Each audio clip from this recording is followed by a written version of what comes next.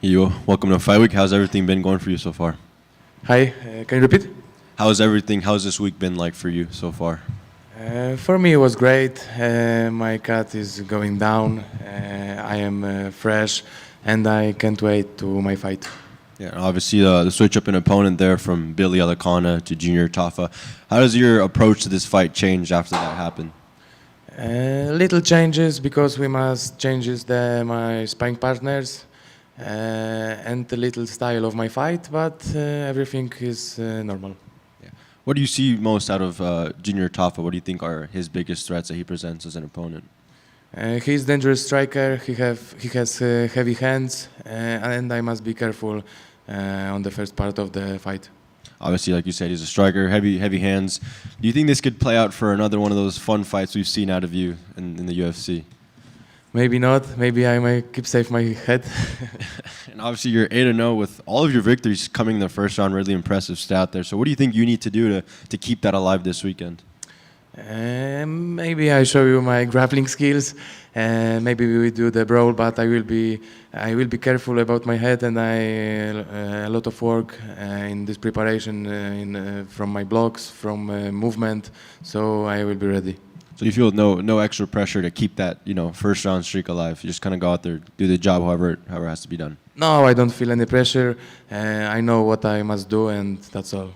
And if you do go out there, have a great performance, you could be talking about a rankings fight coming up one of these days. I mean, if there are anyone you want to fight, obviously all the focus on this weekend, but is there a fight that, Yeah, I'm focused on this weekend, but after the fight, I will be waiting, and I say yes on everybody.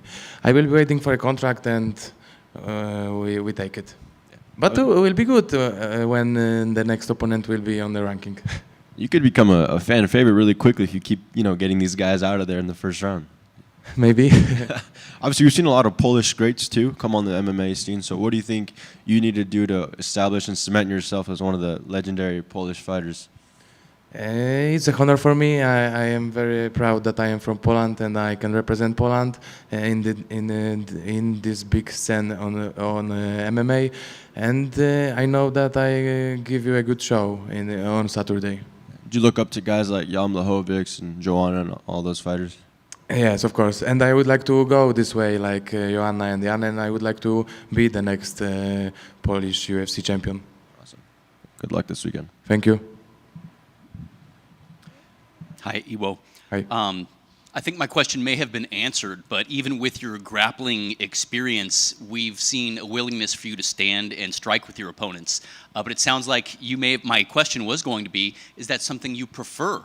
Or do you anticipate using your grappling experience? But it sounds like you answered that already. Obviously, you have a judo background, but can you talk to us about that? Do you still train actively, and do you anticipate all scenarios in a fight?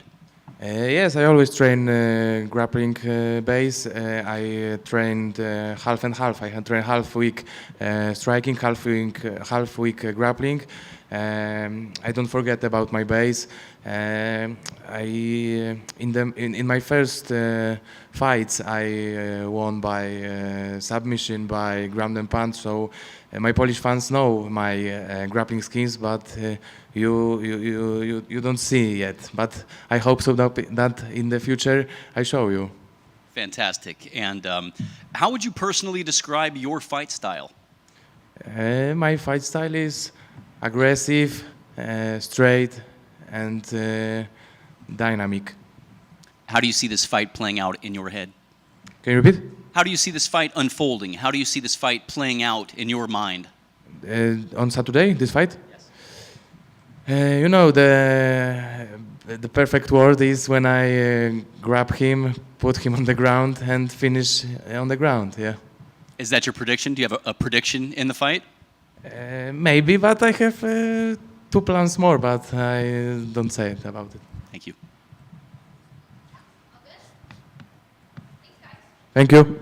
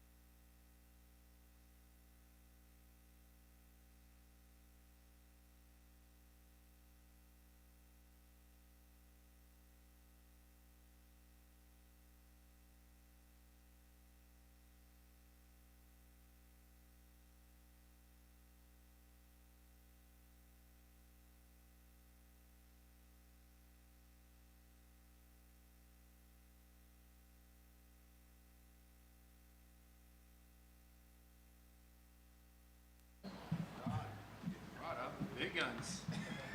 Wow. Wednesday. Spurs are safe. Spurs are safe. Tem água aí, se quiser.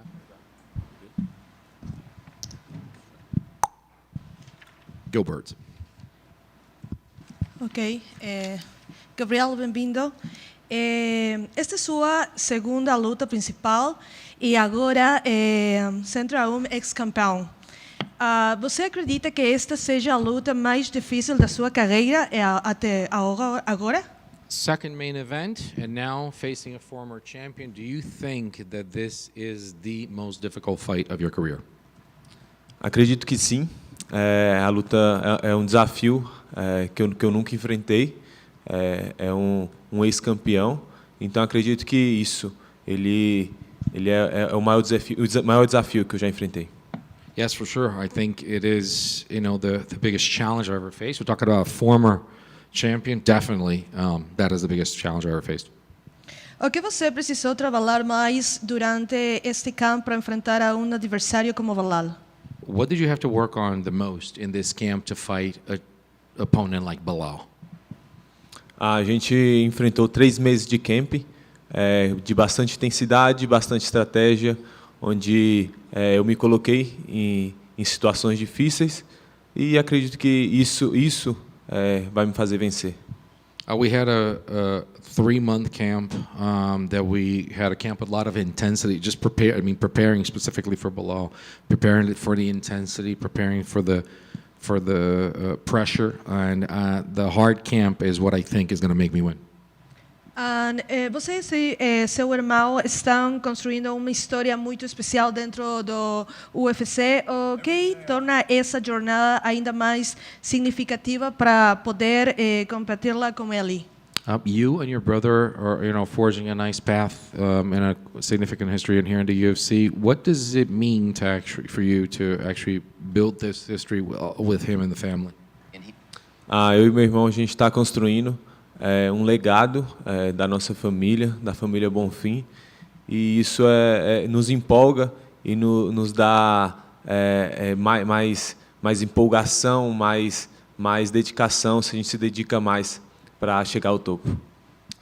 My brother and I are building a legacy for the family, for everybody in the family in the Bonfim name, and I think this inspires us and propels us to have more work and more dedication, and to just kind of feed off each other.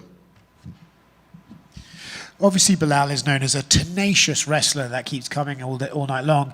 Do you feel like, from your perspective, it's more important to be better at stuffing the takedown or getting off the ground? Which do you think is more valuable in MMA? Obviamente, a gente sabe que o Belal vem com um wrestling forte, ele vem com um jogo de grappling bem forte. O que você acha que é mais importante para você nessa luta? Você não deixar que ele te coloque para o chão ou levantar o mais rápido possível, sabendo que isso vai acontecer, para realmente ganhar a luta no MMA? Acredito que ele possa me derrubar, sim. Acredito que ele possa me derrubar. Mas pode ter certeza que eu vou levantar, vou cansar ele e isso é o caminho para eu nocauteá-lo. I do believe that he's going to take me down. I believe that he can take me down.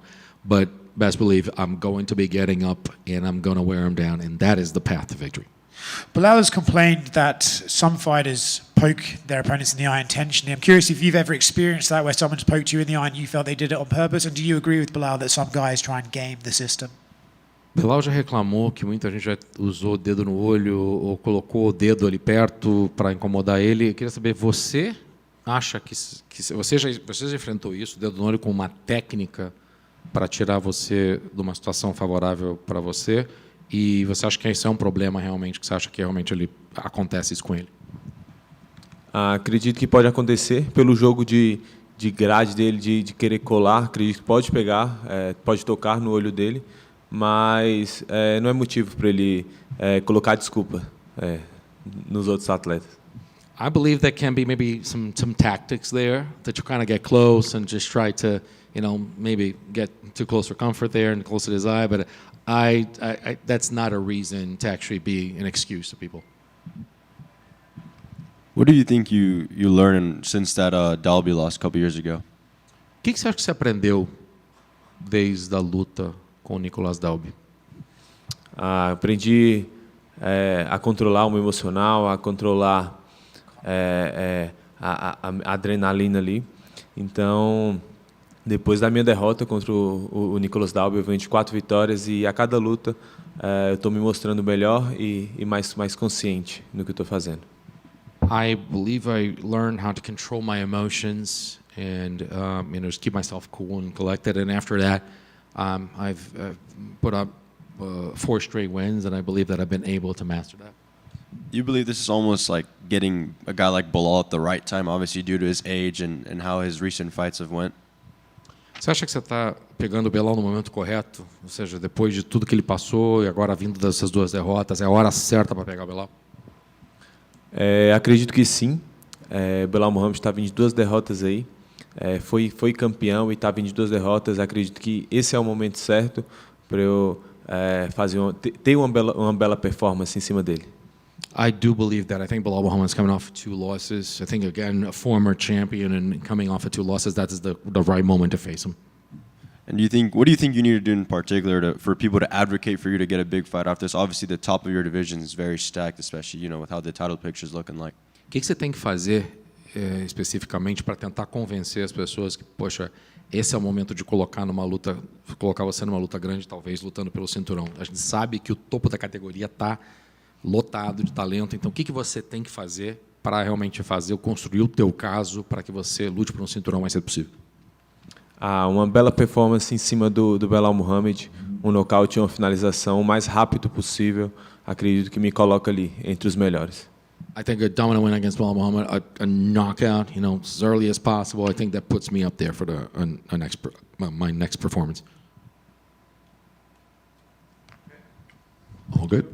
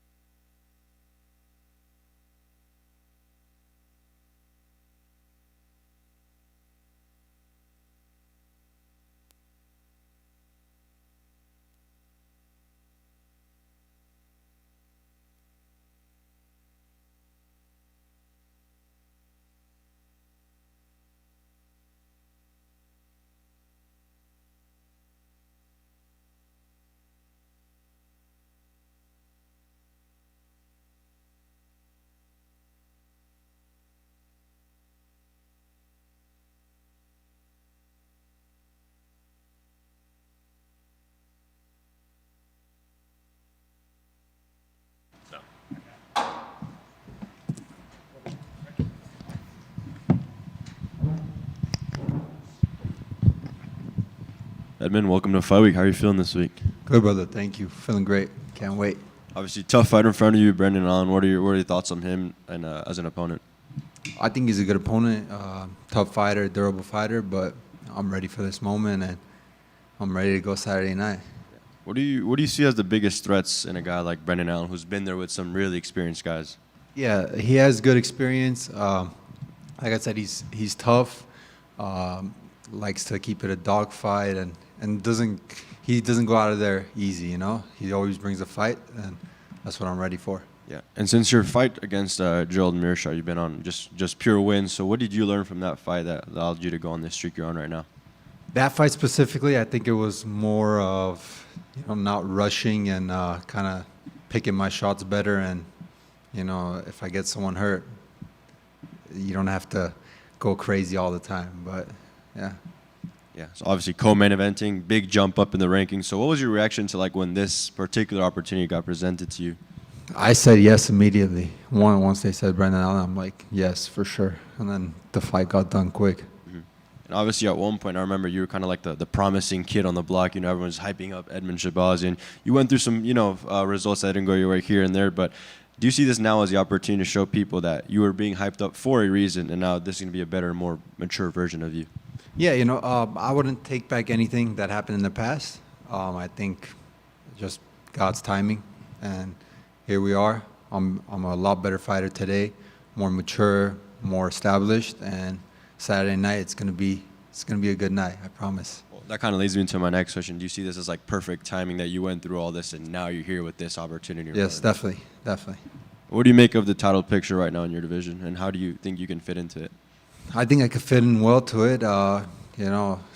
Given how the last fight went, it's up for grabs in my opinion. So.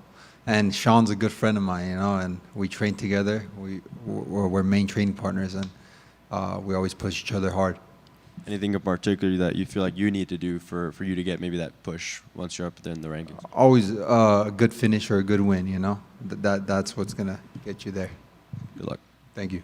What's up, Edmen? What's up, brother? Did you get to pick the brain of Sean or Chris, who has fought Brendan before? Yeah, I did. I did talk to them. Awesome. And then are you excited that your brother's going to be on Contender Series? For sure. This year? He was actually potentially going to be on a short notice for the UFC, but it didn't happen. So Contender is amazing, and I'm excited for him. Yeah, I mean, especially just because his ups and downs, and it's just cool that he's, finally found his path, and he's, strung together a lot of nice wins. Yeah, for sure. And being inside the octagon, us both being in the UFC together is amazing, and that'll be a dream come true. Good luck this weekend. Thank you, brother. Appreciate you. Edmen, congratulations on the fight tomorrow night. It's a big one for you. Thank you. Brendan does thrive when fights get gritty. Is the key here making this your kind of fight from the opening bell? For sure. Yeah, I got to establish myself from the beginning of the fight and keep it that way all the way. And when you look at Brendan's recent fights, where do you feel that you have the biggest advantage going into tomorrow night? I think I have a lot of people will say it's on the feet, but I think people underestimate every other part of my game, Come Saturday night, if the fight goes anywhere else, they'll see. Awesome. Good luck tomorrow night. Thank you. Or Saturday. Appreciate it. Edmen, what was your reaction when you got this fight? Were you a little surprised that he even accepted it? So when I got the call, Ali called me, he said, "Oh, there's this opportunity against Brendan Allen." I'm like, "Yeah." I'm like, "Let me do it." He's like, "Okay." So I didn't really ask how it kind of happened. I just said yes to the name, and the next day we got our contract signed. It was 11 weeks out. So I'm like, it was just amazing positive news that I agreed on. For sure. And you talked about part of your growth over the course of your career is, of course, maturity. Yeah. And I got to believe maturity is treating every fight kind of the same and not getting too up or too down for each individual one. But is it hard to do so with this one? A co-main event, and the guy you win this fight, all of a sudden, bang, you jump right back into the top 7, top 6, top 5. Is it hard to just approach this one? Is it the same way as all the others? It's definitely more in training, I'm extra motivated. It's that extra push, in training, and for an opportunity like this and to beat a guy and get so high in the rankings. It's that extra push that I love having in the gym, and these are the type of fights that motivate people, and you don't get opportunities like this. So I'm really excited for this and ready for this moment. And then the layoff, that was not by your design. You had a fight canceled, but do you feel Yeah. like, what was the impact of the layoff? Were you able to make a positive of it? Like, has that had any kind of impact in the training leading up to it? No, not really. I mean, I was scheduled to fight in April, and like 3 weeks out, opponent pulled out. So we kind of just, I was in camp. I was like almost at the end of camp. So I had to taper down just a little and then pick right back up. So it's basically like a double camp I had for this fight, but I'm in great shape. Thank you. Thank you.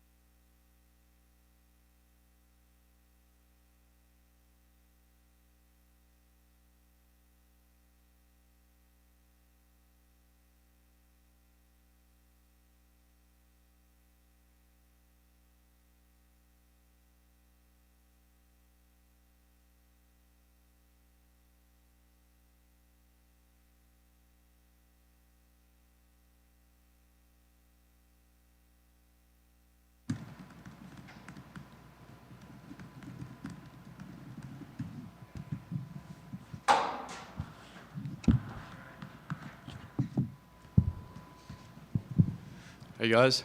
Tom, welcome. Welcome to Fight Week. How you feeling? Man, yeah, I'm feeling really good. Yeah, and you're fighting in the States for the first time in 2 years, I believe. How's that like? Yeah, I've been fighting back home in Australia the last 3 fights. Good to finally be back, you know. Good to be traveling. We asked for this after the last one. I said to Shelby at the back, I just want to get a bit of travel in, so here we are. Yeah, nice. Opponent, Ziam, very, very tough opponent. You know, what's your thoughts on him and what he presents to the table? Yeah, I think he's a very good opponent, very tough opponent. Perfect challenge for where I'm at in my career right now. I think I've got all the tools to beat him. A lot of development in my time off since my last fight. You know, I won't reveal too much, but yeah, I'm very, very excited for this one. Yeah. Opportunity to break into the rankings as well. Does that add a little bit more pressure to you? No pressure, no. That's just excitement, man. I'm 26 years old, going to be ranked. That's a dream of mine. Yeah. What do you think you learned from that, since that Moto fight, right? I mean, the debut didn't go your way, but since then you've just been on a tear.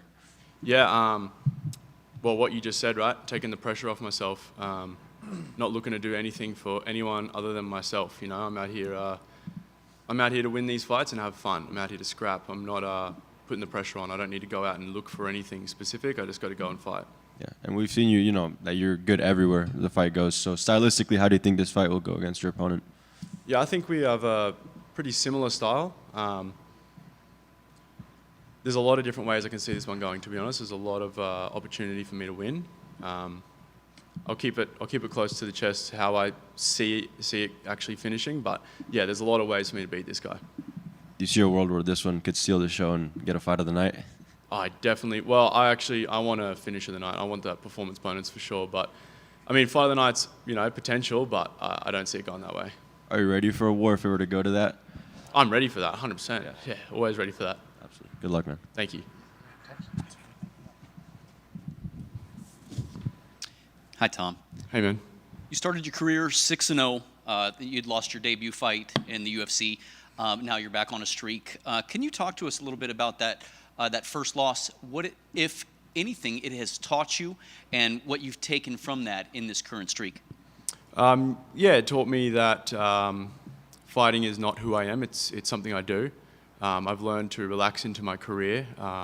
Remember that it's important to have a life outside of just training and just fighting. And I think I've matured really well. I was 23 years old on the world stage, and I've had 3 years now in the UFC. I'm ready for this moment. I'm ready for this pressure. I enjoy it a lot more now. I used to not enjoy the pressure as much, but now I love it. Inside the octagon following your last fight, you asked for a little time off. You were married. Yep. Congratulations to you. Thank you very much. How has that time off been for you, and would you say it's been beneficial? It's been awesome. Yeah. I've made a few changes to what I've been doing. I'm learning martial arts in specific forms again. So like pure wrestling, pure boxing. I'm doing all those extra things. Been traveling a lot, getting in extra training. It's been 8 months. It's a lot of time to get better, and I've gotten much better. So I think it was a great. At the time, I wanted to fight earlier. I believe this fight was actually meant to be like a few months ago.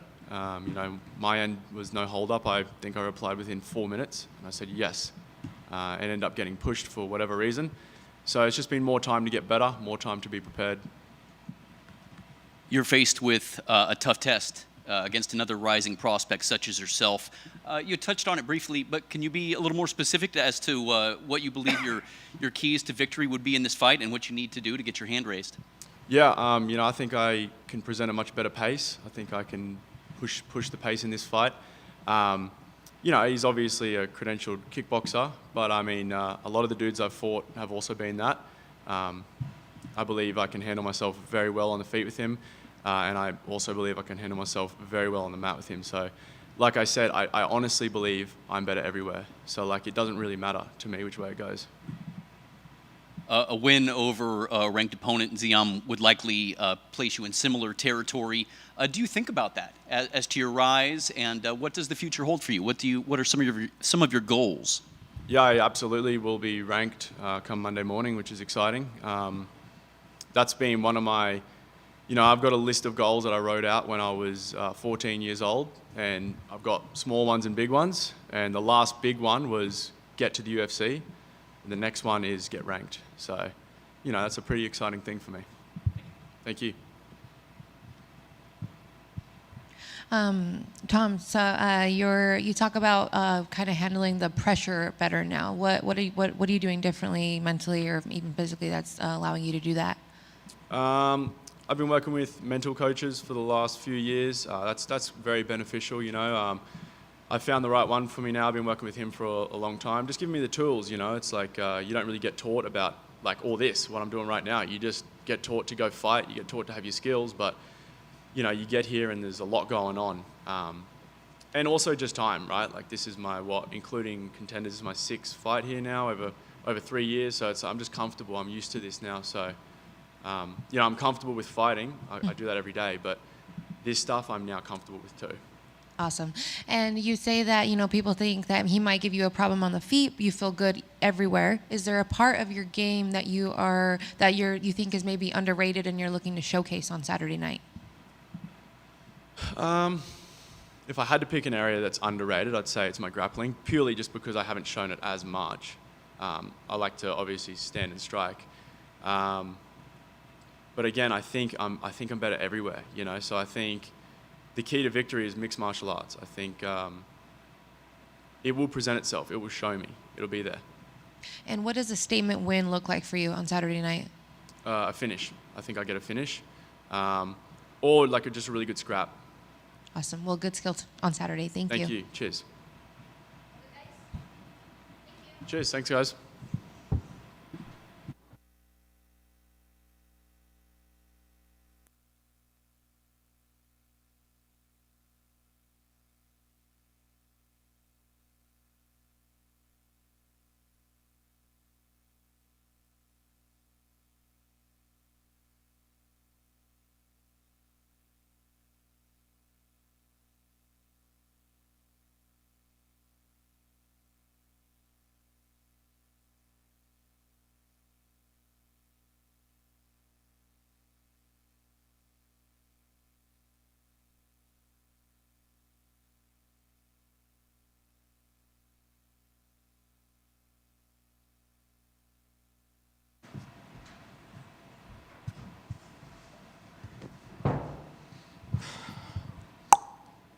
Alessandro, welcome to Fight Week. How's everything going so far for you? Seja bem-vindo a mais uma semana de luta. Como é que você está se sentindo? Thank you. Tô me sentindo muito bem, feliz de poder estar de volta. Feeling great and happy to be back. Matt Schnell, very respected opponent, been in some really tough fights. What do you look out for the most in a guy like Matt? Matt é um cara respeitável, um cara que tem umas lutas bem duras. O que você espera ver no sábado contra ele? É um cara de muita experiência, né? Eu acho que estou acostumado com lutadores assim, né? Até então a minha estreia foi contra o número 8 do mundo, então não é nada novo para mim. Yeah, I'm an experienced guy. I'm used to seeing opponents like him. Like my debut in the organization was against the number 8 in the world, so I'm used to facing these challenges. Stylistically, how do you think this will play out? I mean, Matt's last 2 losses came via sub, so do you see the opening there for you to go down there and have your way? Em termos de estilo, como é que você vê essa luta acontecendo? Porque as últimas derrotas dele foram por finalização, ou seja, ele foi finalizado no chão mesmo. Você acha que tem uma oportunidade de você usar o teu chão? Acho que sim, 100%, né? Eu vou tentar usar o meu jiu-jitsu, mas a ideia também é fazer um pouco de show para a galera, né? Começar ali um pouco em cima, mas se tiver essa oportunidade, com certeza eu vou usar sim. 100%, a great opportunity for me to use my jiu-jitsu, but also make sure I put on a show for the people, start things upstairs, and absolutely 100%. There's absolutely an opportunity for me to finish it on the ground. Yeah, obviously there's that opening, but like I said earlier, Matt's been in some really, really tough fights here. So are you ready mentally and physically in case, we see a potential fight of the night out of you guys? Você falou, tem oportunidade, ele foi finalizado já, mas ele é um cara que teve lutas difíceis. Então, como é que você vê, como é que você se vê levantando o braço no sábado, sendo que ele já fez lutas bem duras? Com certeza, eu não estou subestimando ele, mas eu sei o meu poder também, né? Eu sei do que eu sou capaz, né? Eu acho que essa confiança vai ajudar muito para a minha luta. Até então estava treinando muito bem, né? Então a gente já ia lutar, né? Como eu comentei muitas vezes, já tinha uma luta planejada há 2 anos atrás, então já tinha feito um camp especificamente para ele. Então acho que aceitar essa luta de última hora não foi tão complicado para mim. I understand his experience out there. I'm not underestimating him at all. I understand he's a tough opponent, but I do see a lot of opportunity for me to win. Actually, this is a fight that was scheduled about 2 years ago. I did an entire camp for him already, so I don't even see the problem of taking this fight on short notice because things were prepared for before. Has your approach changed since that time you originally booked with him? E a tua maneira de treinar, a tua maneira de lutar, o teu approach de uma maneira geral, ele mudou desde que você passou por aquele camp para ele? Você é uma pessoa diferente, agora vai lutar com ele 2 anos depois? Acho que eu sou um lutador mais experiente, né? Depois daí eu fiz algumas lutas, então isso me ajudou muito, né? Tenho mais noção, né? De como fazer uma luta ali em cima ali, então eu acho que isso vai ser a diferença, né? Eu tenho visto muita evolução no meu jogo de 2 anos para cá, então eu acho que isso que vai me ajudar a sair com a vitória no sábado. I think I'm a way more experienced fighter. Someone that's, I've gotten some fights on my belt right now. I just believe that is the main difference. Like I've seen different things, and I see evolution in my game too. And I know that I've evolved as a fighter. So that's why I say it's just that experience and evolution in my game that's going to make it different. And you're making a relatively quick turnaround from your win back in April. So obviously already starting off the year strong and potentially could keep that streak going on this weekend. So how do you envision the rest of 2026 to go for you? E você já está lutando mais ou menos 2 meses depois da tua última luta, já tentando fazer outra luta, pegando uma vitória. Como é que você vê, sendo que o ano está indo tão rápido, como é que é o teu 2026? O que é que você quer fazer em 2026? Então, a minha meta para esse ano é fazer mínimo 3 lutas, né? Eu já coloquei isso na minha mente. Eu tinha planos de lutar na cidade de Oklahoma, né? Dia de julho, então já estava treinando, entendeu? Já estava, não tinha nada, nenhum contrincante, nenhum contrato, mas na minha mente eu ia lutar lá, então, isso me ajudou também, né? A tá preparado. E eu venho também de uma vitória, então é algo que me está que tá me ajudando muito, né? Eu tô motivado, tô muito empolgado também e, pô, tô feliz de poder tá saudável, né? Tá bem de saúde, eu acho que isso é o mais importante, né? E minha mente tá tranquila e eu tô confiante para minha vitória. I had the plan of fighting at least 3 times this year, so that's we're on our path out there. I really had the plan to actually fight in Oklahoma City since we've been training in Oklahoma a lot too, and helping people with camp. I feel ready for this fight as well because those are helping other people, and I had the fight with the win to start the year, so that just gives me the confidence right now. I think that you want to be healthy, and I'm feeling healthier than ever. I do feel like the mindset, the mind and body are ready to go, and I'm feeling very happy about this. Happy with the opportunity actually to make things happen and to follow suit on the plan that I have for the year. Obrigado. Thank you. All right. Thank you.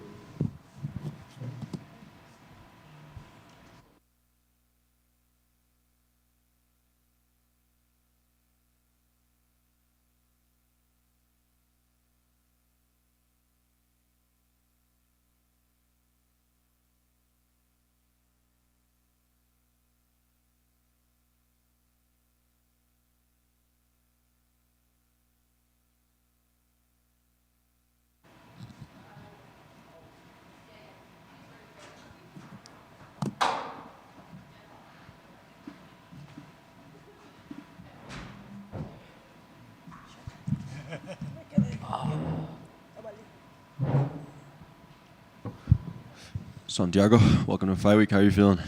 How you doing? How you doing? Good, good. Thank God. Yeah. Obviously, great opportunity, short notice against a very tough opponent. What were you when you received the call? When I got the text, I was finishing sparring actually. Yeah, so it was great. I was just leaving. I saw the text and I was like, first text was like, hey, you want to fight Bryce Mitchell June 6th? At that time I think it was around, if I'm not wrong, like 9-10 days from the fight, from June 6th. So yeah, super excited. Obviously got the message and I accepted. So yeah. How does a short notice fight look like for you? Is it one of those like where I've always been ready for whatever, or when you got that text, you're like, all right, start to lock in right now? I'm a fighter that's always ready. I'm year round. Even when I finish fights, I go back at it maybe a week after the fight. So thank God I was getting prepared. I was rolling around, maybe not in my own camps, but other people around me were doing camps or just training hard like I do. I'm always around. A guy like Cheeto that he's always training whole year round. Now with Arman Sarukian for the past month, so you can kind of tell where I'm going from. So yeah. What have you been able to pick from guys like Arman, guys like Cheeto who've been there, done that, and continue to do so? The experience. The experience is something I think that no one else can give you. Those little, they're really, really little and basic details that only a guy like them can tell me. I've learned a lot from Cheeto from these last months, now year and something now that I've been with them. So I think people can see him from my last fights, my debut to now my second one, dominance on that one, and it'll be no difference on this next one on June 6th. Did you envision that 3 fights in your UFC career, you already be fighting a guy like Bryce Mitchell? If I'm being honest, I wouldn't, but I would, but why? Because I put in the work, I win dominantly in every single fight. So I think that's what the UFC, wants. They like, and what best in fighting the best in the division. Oftentimes we see young guys like yourself kind of maybe get built up, or just kind of get fights under their belt as years go by. But do you see this as the perfect time right now for you to fight a guy like Bryce Mitchell?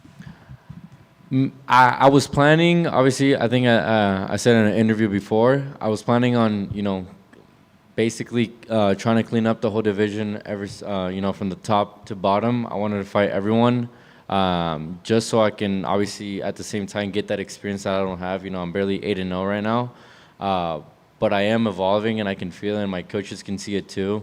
If I wasn't, my coaches are real with me. They can just tell me, hey, you're not doing great, this and that, let's not take the fight. But everyone can see it, I can see it, that we're doing really good for this fight. Obviously, the grappling of Bryce Mitchell is a big threat to anyone he fights. So is there anything else you see from him that you feel like you may need to address come Saturday?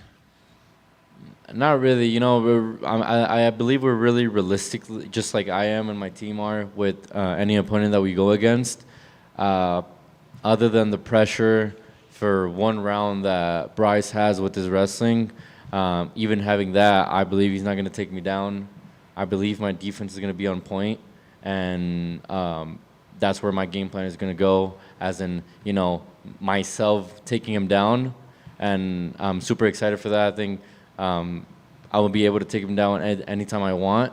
I'll be able to strike with him every time I want, and the finish is going to come. How do you think he's looked at 135?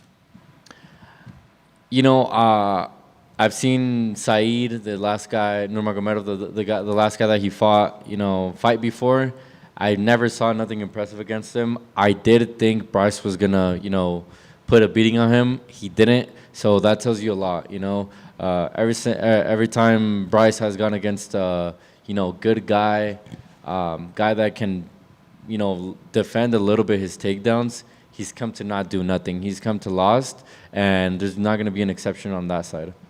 Obviously, just a phone. Your first time fighting here in Vegas since your tough enough outing that eventually got you signed to the UFC. Is this anything extra special for you? Yeah, it is. It is. I'm super happy to being over here. A first time experience for me on fighting overall in Vegas. So it's something nice, and nothing better to be doing it with the UFC. Y para los latinos, ¿cuál es el mensaje para toda la afición que te va a ver? Que hay Santiago Luna para rato, que vengo a representar a la tía y a México con todo mi corazón, y hay alguien que lo representa muy bien, alguien fuerte, alguien que le va a demostrar el nivel que tenemos. ¿Qué tal, Santiago? ¿Cómo estás? Ya Hola, lo hola. respondiste en inglés, ahora vamos de la parte de español. Bueno, aceptaste esta pelea de corto aviso y bueno, consultarte qué es lo más difícil, preparar tu cuerpo para una oportunidad así o convencer a tu mente de que estás listo. Bienvenido. No siento que en lo personal que me haya tenido que como convencer a mí mismo. Yo siento que siempre estoy en ese punto donde yo mismo sé si me conviene la pelea, si la voy a ganar la pelea o no, y aún así, ¿sabes? Acepta, ¿no? Se acepta los desafíos que nos ofrecen. En este punto fue Bryce, y en ningún momento me pasó por la mente, me puede ganar o algo. Que puede ser, pero en algún otro tema. Con Bryce no fue el caso. Estamos preparados, nos llevamos preparando, y sabemos que el nivel que tenemos en contra de él es muy, muy superior. Justamente eso, no sales obviamente de un campamento, siempre estás entrenando, pero ¿qué de diferente sientes tú ahora de tener una preparación con el tiempo de antelación, conocer bien a tu rival, a la pelea que tienes este sábado? Yo siento que nos tocó muy fácil en ese caso con alguien como Bryce, que en sí lo único que hace es ir por los derribos. No hay nada difícil que ver un takedown venir hacia ti y defenderlo, y ya empieza pues obviamente el plan para cada peleador, ¿no? El mío sería defender y boxear con él, y por qué no tirarlo también yo. Si este sábado sales con el brazo en alto, ¿qué crees que el mundo va a descubrir de Santiago Luna después de esa victoria? Cuando salga con el brazo en alto voy a enseñarle a México que hay alguien representándolos bien, que hay alguien echándonos los huevos en cada entrenamiento, y que no venimos a calentar lugares y venimos por todo. Santiago, hi. Hey. So you're standing here 8-0, still kind of a pretty, early on fresh record, and you're making your third appearance in the under the UFC banner, taking on a pretty large task at hand. But you seem very calm, cool, and collected, very poised. So I just want to know, where does that come from? I believe it comes from, just working hard. That, and I praise everything to God. He helps me out. He built the way for me to be here. If it wasn't for him, it would be, that and the hard work that we put in every day. So the confidence, the opportunities come from all that. And I just think you have to live it, If you're over here stressing about everything, then you're not going to enjoy anything. So we just managed to enjoy every moment. And if the moment right now was fighting Bryce, then do that. Let's go. You're riding obviously a very big, long winning streak, but in your last couple fights, I'm wondering if there was anything that you took from them, any lessons that you're going to take into Saturday night? I would say just be more aggressive when we tend to touch them, when we tend to actually put damage on them. Just capitalize on that and get that finish earlier. Awesome. And my last question, just give me one word to describe you and your performance on Saturday. Which one would it be? Disciplined. I love it. Good luck. Thank you. Thank you, guys.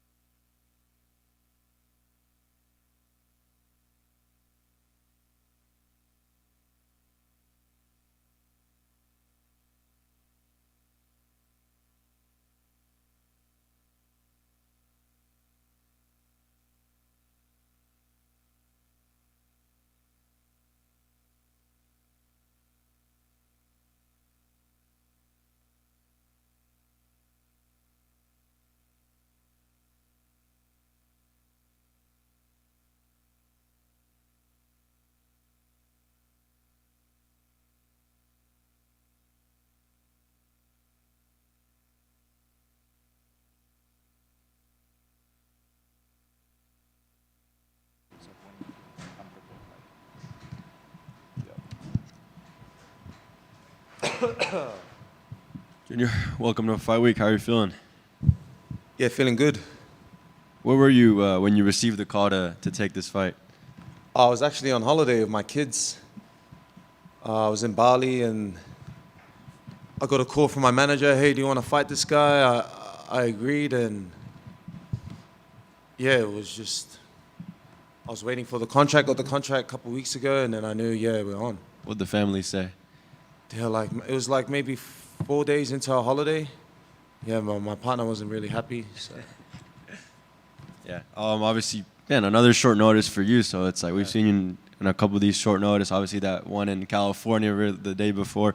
What's it like, for you to take these short notices? Is it one like you're always ready, or you? Well, mentally, I'm always ready. Yeah. It's just preparing the body for it. But mentally, man, I'll fight you right now, bros. Nah. But yeah, I'm always keen. I think you're way bigger than me. But talking about your opponent this weekend, Iwo, very, very fun opponent to watch. What have you made from him and his performances? Oh man, he's a great fighter, good fighter. He's very entertaining fighter. Just right down my alley, the type of style of fighting he comes with. But let's see if he comes with that style this weekend. I'll meet him right in the center if he does. Well, going along that, I kind of asked him, if he felt any pressure to keep that, round one streak alive, and he acknowledged your heavy hands and how good of you are as a striker, and he implied that he might even have to use his grappling a bit. So, yeah. What are your thoughts on that? Nah, that's fuck, man. I want the bonus, man. I want the bonus. Nah, but I believe it just happens every time I train. With the best strikers, they tend to grapple. So, yeah, it just is what it is, I'll meet him there also. Yeah. Well, he says he might use his grappling. You say you want the bonus. So come Saturday, do you think you guys will just stand and bang? Oh, it depends. It depends how he comes. If he wants to be the bull, I'll meet him right in the middle. If he wants to grapple, we can grapple. It's just, I'll hit him with a flying triangle. And how do you want this rest of 2026 to look like for you after this fight? To be honest, I look to finish him in the first and then try to jump on Max Holloway and Conor. I want to have a very busy calendar, very busy year. I heard the record is like 6 fights in 1 year for UFC fighters. So if I can get 7, man, happy. Yeah. And you're ready to do 7 if that opportunity. Yeah, well, are we halfway through the year yet? Because I think I've heard this would be my 3rd. So yeah, we're in June. Yeah. What's that? Awesome, man. Best of luck this weekend. Appreciate it, bro.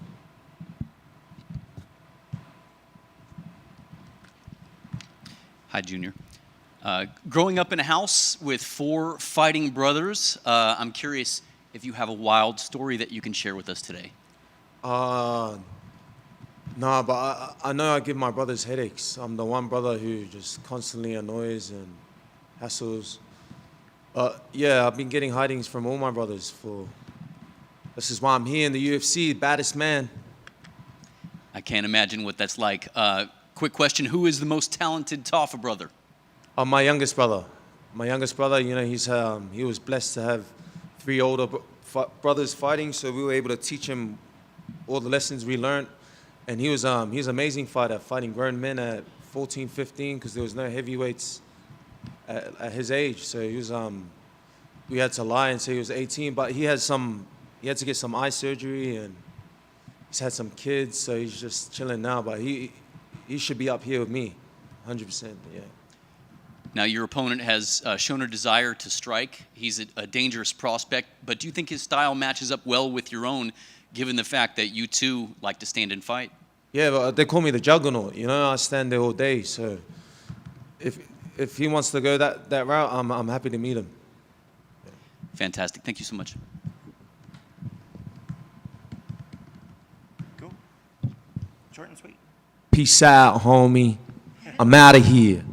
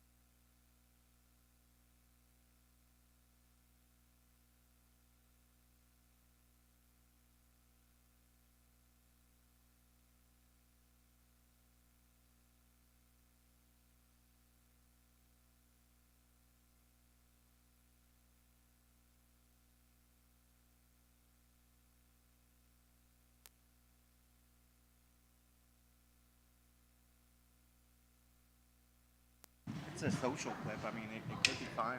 You could always throw it in the channel and see if it works. See if they want more. A little bit, just so I can talk a little shit. Brendan, welcome to Fight Week. How are you feeling? I'm good, brother. How are you? Good. Thank you. Obviously, Edmen Shahbazyan, the opponent on the table this weekend. What are your thoughts on him? Young, probably super motivated for this fight. Not too often you get a crack at top 15. It's very hard. Obviously, he's been in the top 10 before. But to go from unranked to top 5, that's a huge jump. And I'm sure he's super motivated. It's kind of like dangling right in front of his face, and my job's to go steal it back. So that's what I'm going to do. Yeah, going along that, were you surprised that his name was the one that was brought to the table, given that your last wins were against Marvin Vettori and I asked Reinier? for it. Yeah. I asked for it. Yeah. So. Yeah, he was the next guy in line that didn't have a fight.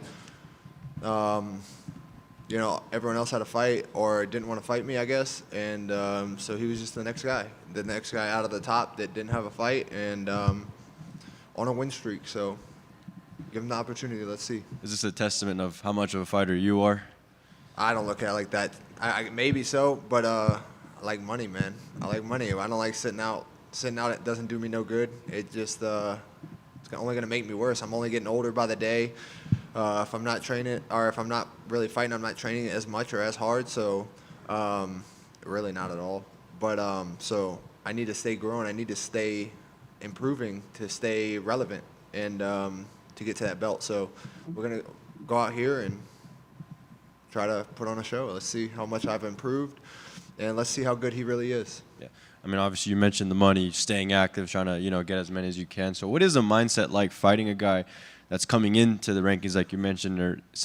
Or what you just mentioned, is it kind of just business as usual no matter who the opponent is, whether higher or above or even out of the rankings? Yeah, man, I feel like at this point I don't focus on any of it. I focus on just trying to be the best me. I had that problem in the past, like focusing on numbers and all this, but this shit don't mean nothing. Like, the numbers ain't doing me no good, obviously. So unless it's for gold, then it really doesn't mean nothing. And at least that's what it feels like. Obviously, I'd love to have a #1 contender fight or for the belt, but it is what it is at this point, man. I obviously I don't get to choose. That's way above my pay grade. I'm just hoping to go out here and get the W, get paid, and see what's next. Fair play. But it's not quite yet like the Kevin Holland mindset where he just doesn't really care about the title or anything. No. Gold changes my family's life, my life, and what's next for me. So the goal is to be champion. I want to be champion, and this is just another step towards it. I was seeing you for the first time this year. So how have these past couple months, the first half of this year, been like for you as you finally got this fight going? I mean, it's been good on a personal note, but on a business note, it's been dog shit. But we'll see. We'll see Saturday night. Hopefully it goes in our favor. And we'll just keep on that trend. And, yeah, man, I'm just focused on Saturday. I'm ready to go. I'm super excited. I'm just trying to stay mentally focused and locked in when it's time. And other than that, I just want to relax. And I'm ready for my wife and 2 of my children to get here tomorrow. And cut the weight, fight, and then literally when I get done in here after the fight, or depending on which way it goes when the fight's done, I'm just a husband and a dad for a little bit. What are some things you did while you were away from the cage? Oh, just working at my property, putting a fence up, and we had probably our last kid. Who knows with my wife, but our daughter was born in January, so. Yeah, just being a dad, working at the property, and that's really it, man. That's really all I've been doing. Yeah. How does your mindset from a guy like you that has kids, how does that differ from other guys, maybe the younger, hungry guys that are trying to make their way up?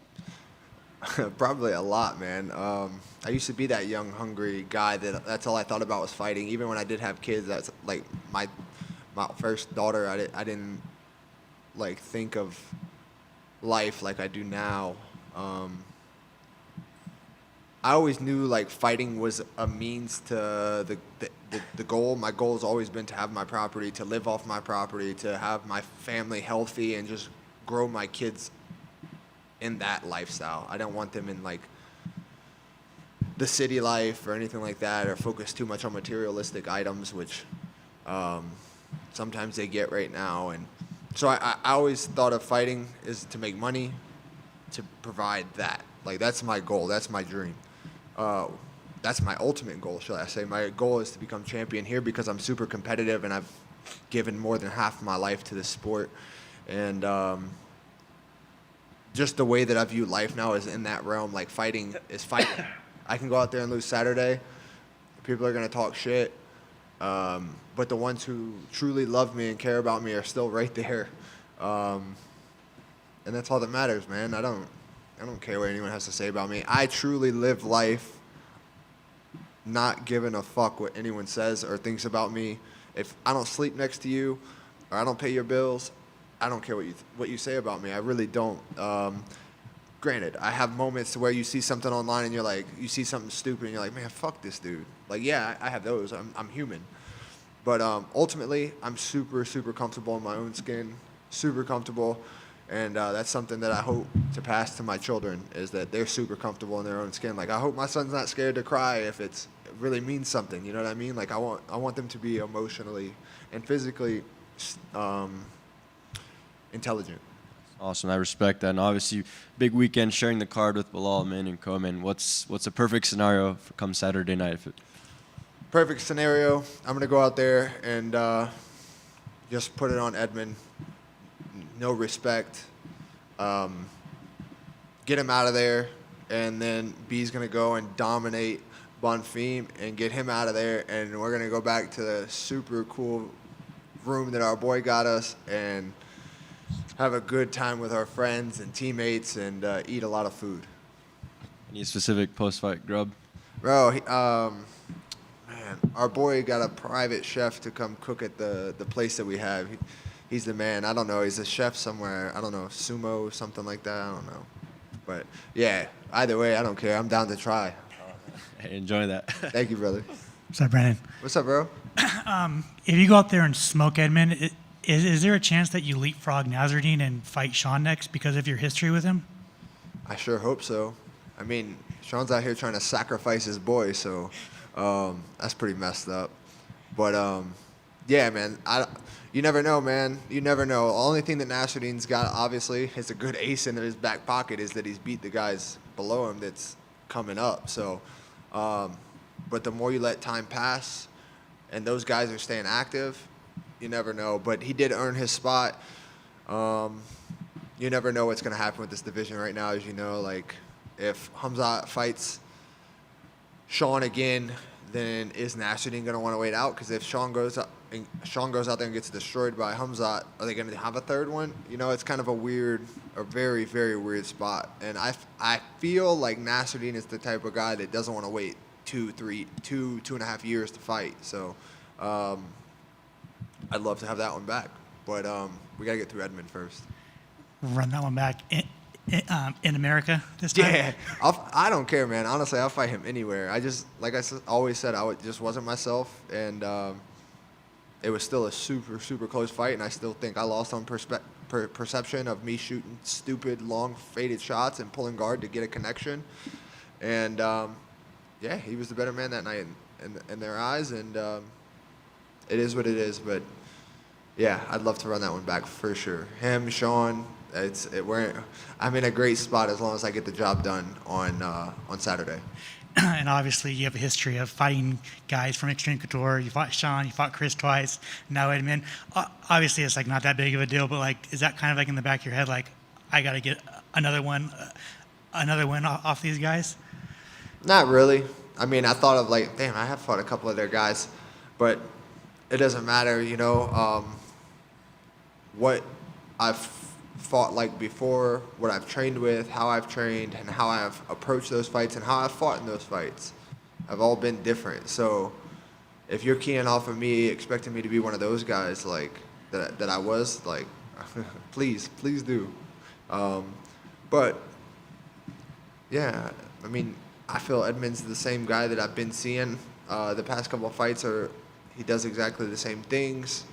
So yeah, he's a striker. He's a boxer. His takedown defense has gotten pretty good, but he's never fought anyone like me. He's never been in that cage with anyone like me, and either he's gonna catch me, on the feet, or I'm gonna beat the shit out of him. Like, that's how I look at the fight. Like, you're either gonna catch me or I'm gonna beat the shit out of you, because there's no way he beats me for 3 rounds and wins the decision. There's no way. I really don't see that happening whatsoever. So everyone has a puncher's chance. He has a puncher's chance.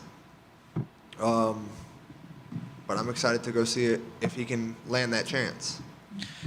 Obviously, the perception is you're going to grapple this guy, but whenever you let your hands go, you have a lot of success. So, are you willing to go box with this guy?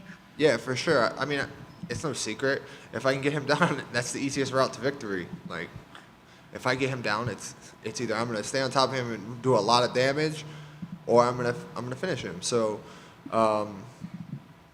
if I can't get him down, we're fully expecting me to not be able to get him down. That's fine. I'm gonna beat him striking. I think I'm more complete. I think I'm more versatile. I fought better guys. So I just need to have an open mind, stay focused on our game plan and all the things that we've worked on, and I think I'm going to be just fine. I just need to be smart. That's it. I mean, it's literally that simple for me. He can catch me. I'm not scared of it. I've accepted it. I'm totally comfortable with whatever the fight goes on Saturday. Obviously, I really want to fucking win, but I'm at peace with whatever happens. I'm good. And finally, I just want your thoughts on Sean and Hamzat, and just your thoughts on the fight, and who do you thought won that fight? Man, so the only thing I can say, like, really is from my personal experience. Like, that Hamzat that fought was not the same guy that I seen trained with, was around, anything. Whatever that reason may be, adrenaline dump, weight cut, I can't answer that. I don't know. I wasn't with him for his weight cut. I just heard about it. But he should have easily done what he did in the first for 20 rounds. So again, I don't know what happened. I still thought he won the fight. I thought he's the champion. You got to go out there and take it from the champion. And I don't see how you can backpedal, just jab, really the whole time and win a fight when you're not the champion. But hey, it happened. It happened. So yeah, I thought Hamzat won. It was a close fight, but I think you see the true fight if they fight again. I think you'll see what everyone was saying about what should have happened on the first one. I think you see it on the second. And obviously, you cut a lot of weight. He's always has trouble with his weight cut. Is it something like he just needs to like go up, or is it like does he need to get his weight cut obviously figured out? Like what's up? Because you're a big middleweight too. Yeah, it's tough, man. Trying to do it like intelligently, but is hard, especially when everyone's body is so different. Everyone wants to say you should do this or you should do that, but what your body might do, mine doesn't do. So I haven't been around like what he eats or how his actual fight week weight cut goes. I don't know what his protocol is, but from what I hear, there could probably be changes that might benefit him. But again, everyone's body's different, so I just don't know how his body would respond to, like, say, things that I do. But it'd definitely be something for him to try. From what I hear, things could be a little bit easier. But, yeah, to each their own. I don't know how, like I said, I don't know his body. Good luck on Saturday. Thanks, my brother. Yeah, I'll ask you one real quick, Brendan. You said that wasn't the real Hamzat that you saw, that you're familiar with. Are you kind of talking about the obvious, that he just stopped wrestling? Was that the biggest thing, or like, can you expand on that? What was it that you saw? Because I mean, you've been with him, as you said. So like, could you mind? Yeah, everything. He didn't wrestle as much. His pressure looked a lot different. I mean, you see him in the second shoot the shot and then kind of like fall back to guard. Like, he never does that. Never. So I knew right then something's not right. I don't know what that something is. But also his striking was a lot more forced, shall I say. You could see him like pushing off a lot rather than just letting it flow like when we sparred. ultimately he just looked like he was stuck in the mud. He just couldn't get out of it. He didn't have that same initial velocity, you know, off of whether it's a shot, a punch, any of that. And it also didn't look like he had the same pop, the same power. So he didn't look like the guy that I trained with for 3 weeks. He didn't look nothing like that guy. Cool. Thank you for that. And then, you know, you've obviously had a lot of success in the UFC, and you've had a lot of appearances, and you know, sometimes a fight like this, it's like, oh, Brendan has everything to lose and Edmen has everything to gain, you know, but also sometimes you see that like that's the kind of thing that fans love, that's the kind of thing that the UFC loves, that you are willing to take that. And I'm just wondering, have you felt that? Like, have you felt that already? Like, do you feel like fans and the promotion are appreciating this, or do you feel like they could appreciate it more? Have you felt that sort of rub about your willingness to take this type of fight? No, I haven't really felt anything, to be honest with you. I just, I've defended my spot many times, probably more than everyone in my division when it comes to outside of the top 15, inside the top 15, whatever. I win one and then I have to defend 2-3 times and then go back. If I lose, then it's like 4 times. Like, there's always a longer road for me. I don't know why. I don't know. Maybe I'm not that much of a likable guy, I guess. I don't know. But it is what it is, man. I've got 18. This is my 19th UFC fight. I'm 14-4 in the promotion, and I fought the best guys I could fight. Anyone that I've only asked for the best guys that I can get, and you know, I hope they appreciate what I do. I know they know that I've stepped up many times when I shouldn't have. But I still step up. If I'm signed to fight, I'm going to fight. Even when I'm not signed to fight, if they call me and it's a good thing and it helps everyone, like, yeah, I'm there. And, yeah, I hope so. I hope I go out here, get him out of there, and hopefully I get a #1 shot next, whether it's against Nasruddin or whatever plays out. If he fights for the belt, then maybe I can get the winner if Usman and Dricus fight. Maybe I can get that, because I was supposed to have Dricus for this one, but he's a bitch, so didn't want to fight. Appreciate it, man. Good luck. Brendan, I have a couple, actually. First of all, do you know why he didn't want to fight? Because he's a bitch. Okay, Edmen is obviously one of the most, dangerous starters in the division. So do you feel like it's about kind of weathering those early moments in the beginning of the fight? Yeah, I think it's just going out there and not letting him have any confidence. Like, his jab's very solid. He has a very good jab. I take his jab away. I'm going to take every tool he has away. And, he might listen to this and think otherwise, but I mean, every single one of his fights says the same thing. So, that's what I mean. I'm going to go out there and I'm not letting him build no confidence. There's no respect for him when they say go. I'm going right out there and I'm going to get right in his face and I'm going to see what he's made of. I know he's tough. Obviously, he hits hard. He hurts guys and drops them, but I can do the same thing, and I've done it with way better guys. You've said that a couple times, speaking about his last fights, you don't seem like you've been that impressed.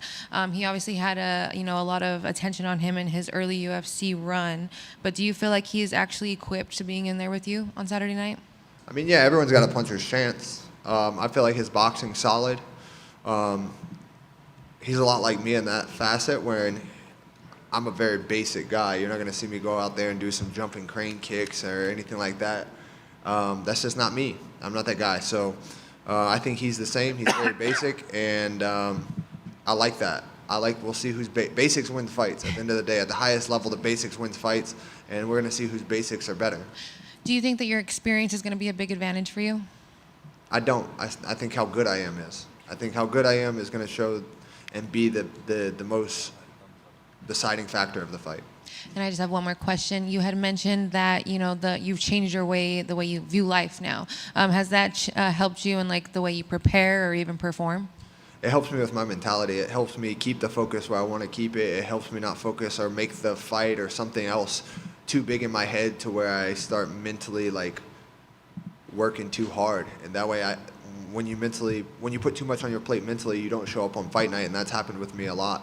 And I feel like keeping life in perspective and being able to navigate those things and catch the emotions and just, I guess, growing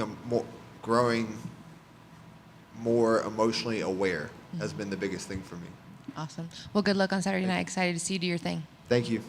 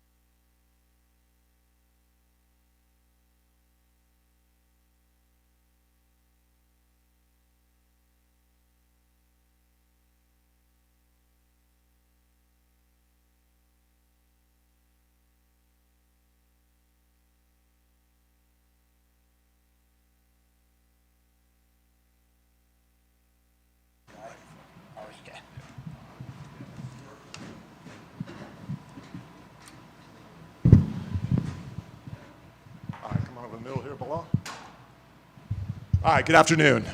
Jeff Nowitzki and Joe Reeves with the UFC Anti-Doping Compliance Department here today for our latest recipient for the 50-time Perfect Test History Jacket, a program known as Clean Fighters, presented by Thorne Nutrition, our dietary supplement partner. Belal Muhammad, not only UFC champion, but known for probably some of the most elite cardio and pressure of any UFC fighter, certainly in my era here. And I think that's the beauty of this program. I think in another era, you may have questions about how this elite level of endurance actually came to be. But I think what this program shows is you're looking at a person here with incredible genetics and maybe most importantly, an incredible, incredible work ethic to be able to do that now for 10 years in the UFC.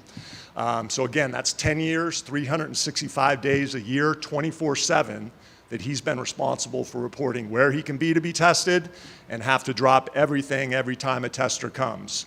And he's done it to perfection, now more than 50 tests. Just the last thing, a little bit off script here, but you may not know this, but Belal's first love is basketball. And so 2027 NBA All-Star Weekend, All-Star Celebrity Game. Let's get Belal Muhammad on there. We've tried to lobby with some NBA contacts over the last couple of years, but hoping the MMA media can do your magic and maybe post something out there, ask him a question about this, but let's get him in that game. So Joe, go ahead and put the jacket on Belal. Belal, congratulations, man, and thank you for being a leader and a role model in this space. Appreciate it.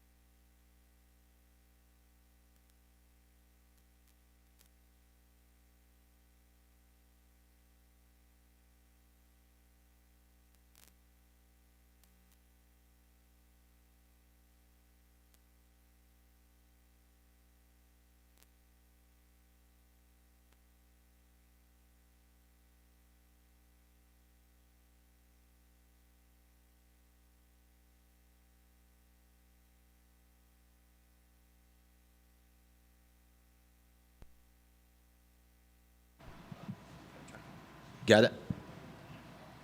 What's up, brother? I'm good. How you feeling? Good, man. Good, good. Obviously, Gabriel Bonfim, opponent this weekend. What are your thoughts on him? Good fighter. Got a good streak going right now. Young, hungry guy that's looking to take my spot. He just picked the wrong guy to do it with. What's the mentality like when you fight a guy, like you said, that's looking to come and grab your spot from you? Any fight, right? Any fight's your biggest fight. Like, people always ask, oh, what does this fight mean to you? It's the Super Bowl. It's the NBA Finals. Your next fight's your biggest fight, no matter who it is, what it's for. So Saturday night, that's my moment. Like, it doesn't matter who he is, where he's from, what he's trying to take. It's not going to be for me. Yeah, and it's been a bit since we've seen you inside the cage. So how has the first half of 2026 been like for you? It's been great. I had my first kid, my daughter, so that's been amazing. Teammates, helping them, being in the gym, working out, just doing what I love. I'm blessed. Is there a shift in mindset or mentality when having a kid? Yeah, right. I mean, it just makes it gives your life purpose. Right. For me, fighting was everything. It was eat, sleep, breathe, fighting, and that was like my happy place to be at the gym. Now my happy place to be at home with her, seeing her, even when I go home tired, broken. I just know what I'm fighting for now. It gives me different meaning now. It's not to prove people wrong. It's to make sure that she has a life that I never had. Do you think we'll see that dad strength on display come Saturday? Oh, 100%. We've been doing extra push-ups. Yeah. And stylistically, how do you think it plays out with Bonfim? Right, he's a threat in different areas of the game, but how do you think it'll play out? I think I've fought many guys like him. Right, he's got good jiu-jitsu. He got explosiveness. He has like a readable style. With me, I'm an awkward style. I'm a different type of style, and I'm a different type of fighter that he's ever fought. I think that Saturday he gets broken. Yeah, and he said it's the right time to fight you, given your age and how your recent fights went. But he also acknowledged that this will be his biggest challenge yet in his career. So what are your thoughts on how he sees the fight, and how do you see him, and how do you rank him amongst your opponents? For myself, I feel the best I've ever felt. I feel the strongest I've ever felt.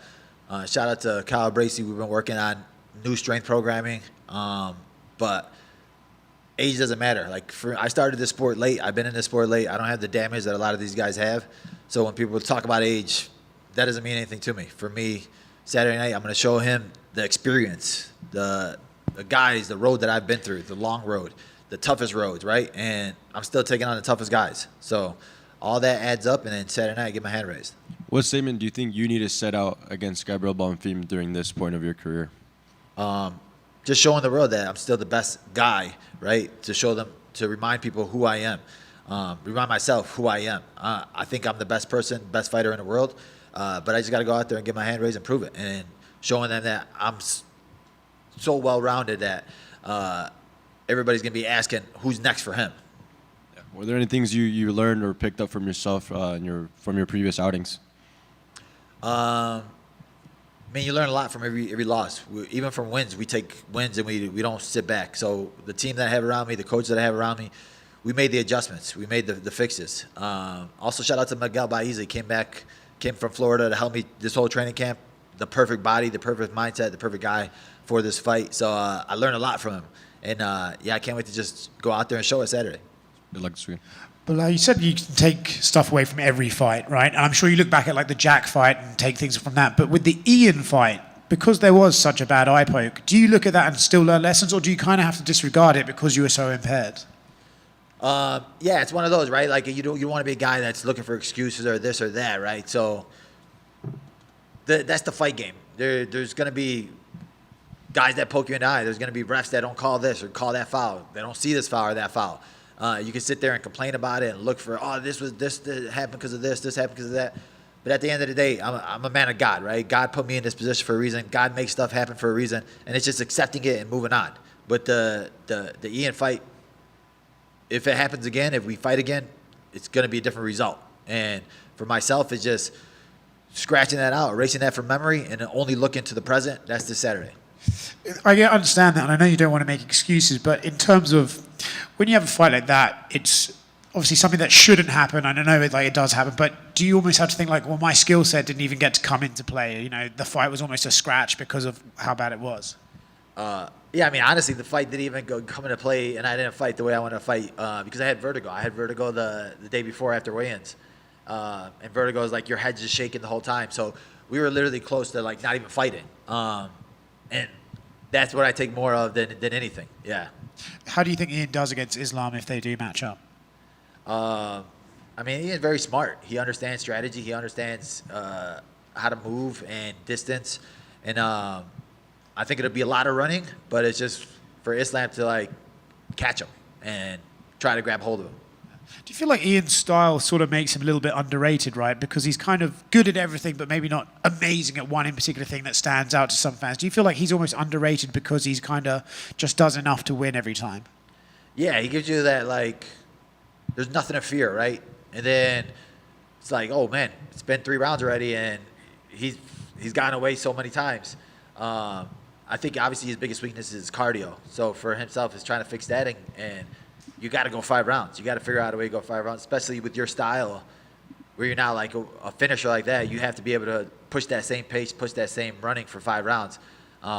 So for him, it's just figuring that out. And I think fighters now are starting to see his weaknesses. But like I said, he makes adjustments. He's the guy he's always trying to get better too. So let's see what he does. Belal. Can you talk about how your match with Ben Askren came about? RAF hit me up. I wrestle for RAF. I love what they're doing, man. I've been messaging them, like, yo, give me one of these wrestling matches. It's been cool. And then they called me with Ben Askren, and I was like, obviously the first thing is, yo, is he healthy? How is he feeling? Is he going to be able to compete? Because obviously his story is a miracle. The way he's come back from that, it's a miracle. Just to be able to work out again is a miracle. And then they said, yeah, he's wrestling. He said he's been going hard. He's feeling good. And going to his hometown in Milwaukee, he wants to be on the card. So, yeah, I mean, for me, it was an honor. I was like, to be a part of that story, to be a part of that comeback, yeah, I couldn't say no. I was like, for sure. Obviously, I trained with him at Rufus Sport for a little bit. But just to see the comeback and to see where he is now, it's amazing. And obviously, you're going to be his last wrestling match, which is a big honor. But like, is it also like a lose-lose for you? Like, if you lose, you lose the guy who had double lung transplant, and then if you beat him, you beat a guy who shouldn't be wrestling, quote unquote. Yeah, no, 100%, right? It's definitely a lose-lose for me. I'm definitely not going to get any cheers over there. But for me, like you said, just to be a part of that story, right? Like, I want to feel it, right? I want to be like, man, how could this guy come back, right? I want to go out there and be that last, notch in his story, and to show, he's going to show the world what's possible. The doctors, I'm sure, are telling him, don't do this, you're crazy. I'm sure that his friends and family are telling him, you're crazy. But fighters are built different. We have different mindsets. He has a different mindset. I think now the respect that he got from fighters is another level, right? Like even when he was in the UFC, people forgot how good he was in Bellator and how much of a dominant champion he was, and just coming into UFC in his later career. But to win he's winning at life. So for me, just to be a part of it, who cares, brother? Boo me. What did you think of Carlos Prates and JDM? I mean, I called it. I knew stylistically Prates was a nightmare matchup for him. And for JDM, he was going to have to make adjustments with his style, but he couldn't make the adjustments. Prates is good, and he's showing how good he is. So for him, it's continue doing what you're doing. But if we ever fight, he's going to have to stop smoking cigarettes. And then last for me, excluding yourself, of these new welterweight contenders, which one do you think has the best chance of beating Islam? Michael Morales, Prates, Ian Gary, Sean I think Brady? they all bring different things, right? They all bring different ways of winning fights. Obviously, Morales is huge. He has power. He has grappling and wrestling. Prates just looks like he has that death touch, right? He has that striking. The last fight, he looked so comfortable in there, like a Anderson Silva-esque type fight. Obviously, Brady dominated his last fight. So I think all these guys bring something. Ian, he has the track shoes to run around the world. So I think they all just bring a different style, and it's going to be for Islam to make his adjustments and his game plan and style to fight these guys. Thank you. Belal, you have spent obviously years fighting, some of the most elite in the division. So when you watch Bonfim, where do you see the biggest difference is going to be between a contender and somebody as yourself who's already seen championship level fights? Yeah, I think the difference is the styles you fought, the wars you've been through. Like, I've been through battles, I've been through wars, and we didn't break. The biggest war he's been in, he broke. He fought Dalby, stuff wasn't going his way, and then he became the nail. So Saturday, he's going to be the nail from the start. And speaking of breaking opponents, you have broken a lot. Your pace has broken a lot of opponents over the years. So do you expect Bonfim to still be the same fighter in the later rounds, like 4 and 5, if it gets to that? Definitely not. There's the best guys in the world, and they fight me. They're never the same. They don't feel it, and they look for God to help them. The Saturday night, he's going to be looking at his corner, looking at his brothers, and asking them to jump in. I love it. My last question: after your most recent performance, was there any major adjustments that you wanted to make heading into this fight on Saturday night? No, I mean, in general, you don't want to sit there and look for, I got to fix this. The team that I have, the guys that I have, the coaches that I have, we're on the right track, right? It's staying the course and just continuing to grow as a complete martial artist. Yes. Well, thank you, champ. Good skill on Saturday. Thank you. Hey, Belal, congratulations on the birth of your daughter. That's news, you, right? How's the sleep been during this camp? It's been great. Yeah, the last one was when she was like younger. Now that 9 months, she's been pretty good. We had to stick to the sleep schedule, right? It was like, no matter what happened, my mom, who does sleep schedule? I never put you guys on a sleep schedule. And I'm like, yeah, that's why I'm a fighter, right? I'm a moron. But my daughter, she's on the right track. A couple days ago, I think maybe even yesterday. No, I think it was a few days ago. You posted something about a one-of-one Jalen Brunson card that you said that you were looking to trade for NBA Finals. Now, Belal, I know that sometimes you do troll a little bit. Is this real? Do you have this card? I do have this card. You are looking to trade this for Yeah, NBA I'm looking Finals. to trade this card. So if anybody wants it, any Knicks fans out there, hit me up before they win the championship because the price goes up. Where did this card come from? How did you acquire it? Whatnot. It was an auction. The way they crack cards, we got the Knicks team as our auction number, and then the Brunson card came out. I was like, no way. It was crazy. My brothers are getting me into more card ripping. So it's it's the next stock market, right? The NFT market sucked. I never did that, but with cards, it's easier. It's tangible. Did you guys do this on camera? Was it a promotional thing? Is there you? No. We just you buy an auction off of Whatnot. People auction. You pick your team. You put your thing in a hat. So if the person from that team comes up or a card from that team comes up, it comes to you. Okay. You get it. So you buy the team for $40. So any card that he pulls from the Knicks, you get that card. Okay. And then the Brunson card pulled out. I gotta be honest. I don't know much about sports cards, but I've been talking to some people, and that card is worth a lot of money. I mean, you could. Oh yeah. You're very hopeful. You're crossing your fingers. I was close to pulling out of this fight and just selling the card and being good. You haven't had any offers yet? I got DMs, but it's one of those where you're like, all right, I'll look through the DMs after the fight because then you're gonna get a lot of people that just want to talk to you. Mm-hmm. And I guess because and Jeff was just saying your NBA Finals prediction, and then maybe we'll see you on Game 3. I imagine that's the one you want to go to. Game 3, Game 4. Yeah, 100%. That'd be amazing for me. I like Brunson. Brunson's a beast, man. But man, Wemby is just unstoppable right now, and they had a lot of time off, so I think I may have to pick Wemby in this one. All right, well, keep us posted on if you show up in the next game. For sure. If you see me courtside next to Spike Lee, I sold the card. Appreciate it. You got hops? Can you play basketball? Are you good? In what position? I'm a beast. I would have been in the NBA if they weren't racist. But yeah, I'm a point guard, man. I throw that ball. I got a shot. I was the original Splash Brother before Steph Curry. If you had to put a lineup together of UFC fighters, who'd be on your roster? If you had to pick a team. Obviously me. Jamal Hill's a monster. I play with him. Phil Rowe's good, but he just talks too much. So I think he'll be a poison to the team. But I got to put Brendan Allen on there. We need somebody to do the fouling, right? If we go against a guy like Wemby, we need somebody that's an enforcer to get fouled out. Yep. Definitely not DC. DC sucks. So he's terrible. So he wouldn't be near this basketball court on our team. Looking back, we're almost 10 years from your UFC debut. If you think back to that time, did you ever think that you would still be fighting the UFC 10 years later? Yeah, I mean, we were literally just sitting in our suite in the Bellagio. Shout out to Mej. Me and my coach, and we're sitting in the hot tub, and we're like, man, just think back to the days that we had 8 people in one hotel room when we first got into the UFC in Australia. And now look at us. We're sitting in a pool inside of our hotel, right? It makes you enjoy the journey and realize how far we've come and just being thankful to God, right? I wouldn't be here without God. And yeah, man, I'm blessed. And I think we're going to have many more memories, many more years to come. And last one for me, I know you fought in some huge locations, but you also fought here in the Apex back when the world was still opening back up, right after COVID when they were starting to open up. Does this place still have sort of a nostalgic feel for you? You're coming back to the Apex. Does this sort of mean something to you going back to that time and, when the world was starting to open back up and you were able to kind of fight for fans? Oh Or yeah, just when fight on I love TV? fighting in the Apex, right? When I fought in Montreal, I was getting booed by everybody. When I fought in Qatar, I was getting cheered by everybody.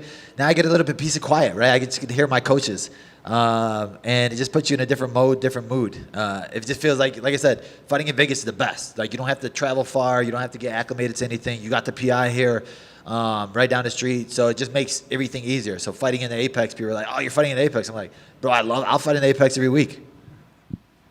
Good luck on Saturday. Thank you, brother. Belal. Oh, what's up, bro?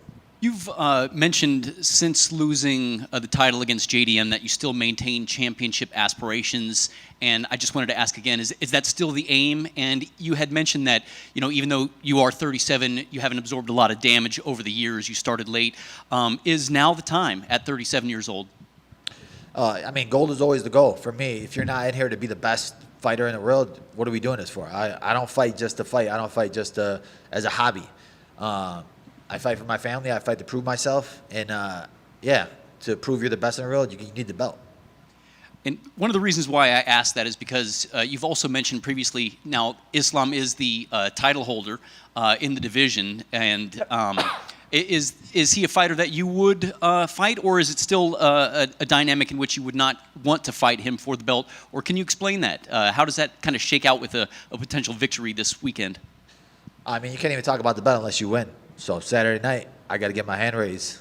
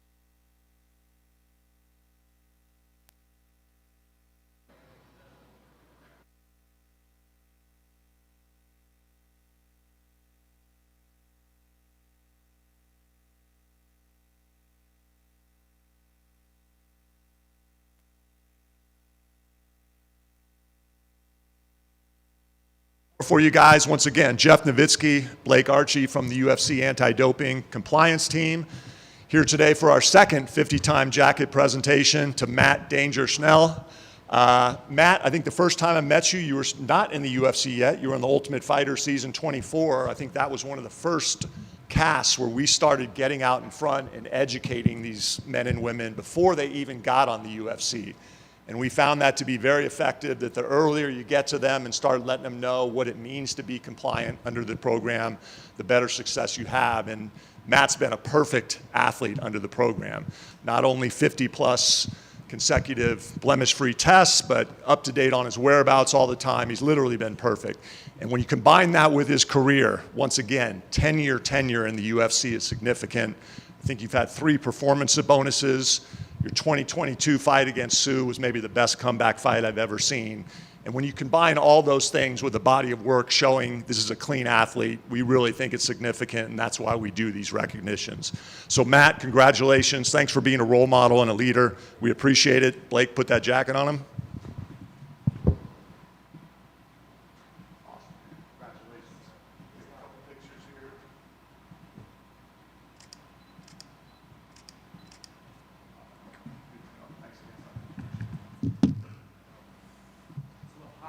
Yeah.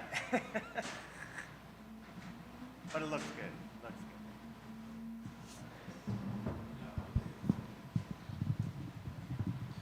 good. Welcome to Fight Week, man. How are you feeling? Feeling good. Familiar feeling. Las Vegas, Nevada. It's like home. Yeah. Alessandro Costa, the opponent this weekend. What are your thoughts on when you received the call to fight him? Yeah, it's unfortunate that the fight with them and all fell apart. Yeah. I'm not that mad at it, though, to be perfectly honest. I'm good about it. So,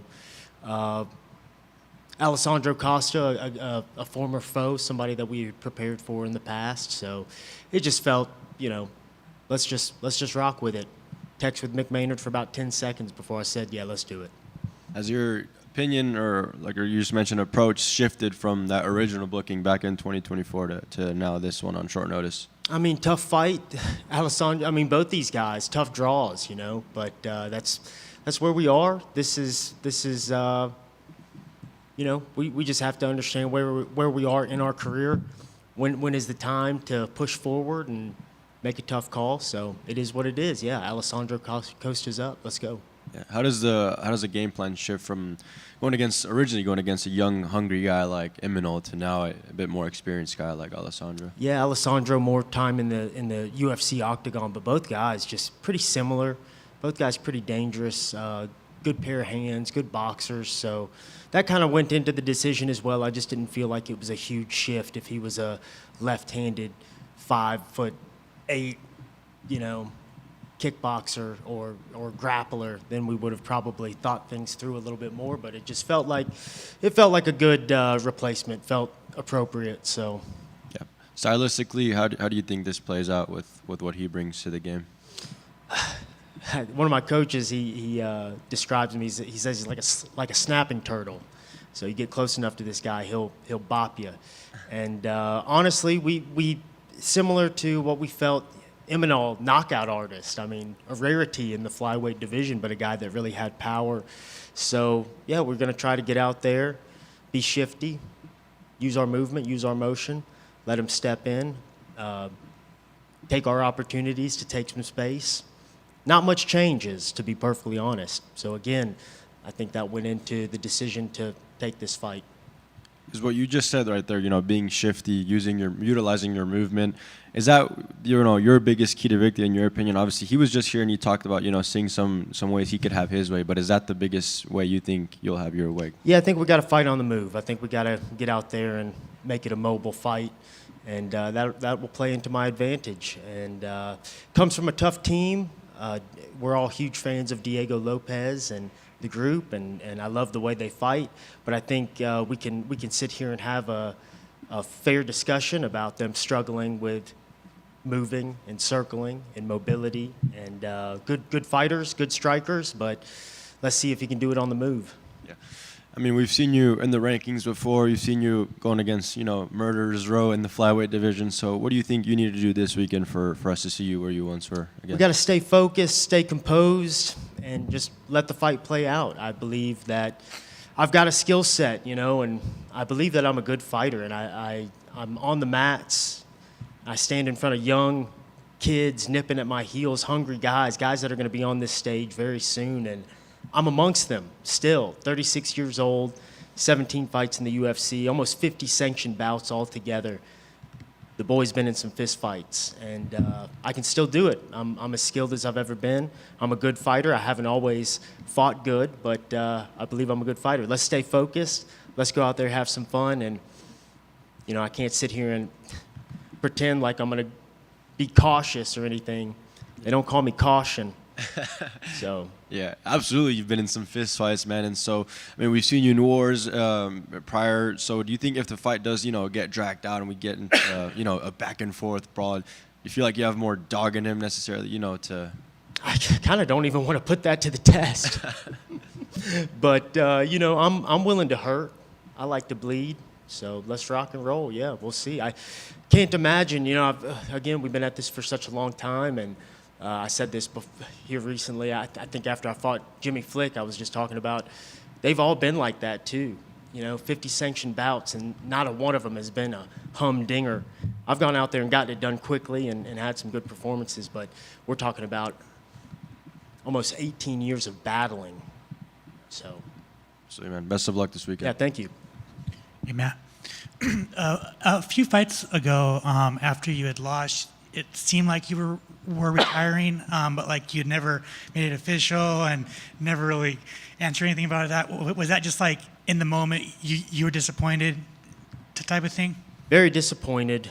Disappointed in myself, disappointed in and just frustrating things. But yeah, I think I just pitched a fit there in that moment. And I also thought the UFC was going to cut me. And after Hunter met me in the back, and I've got a great relationship with Mick Maynard, but I don't want to leverage that type of thing. I thought it might be my last one, so I figured get ahead of it a little bit and just retire. I didn't get cut, I retired. But now we back, and not my best moment, if I'm being honest, an emotional moment, one where if I could take it back, I would have. But it is what it is. Good luck on Saturday. Yeah, thank you.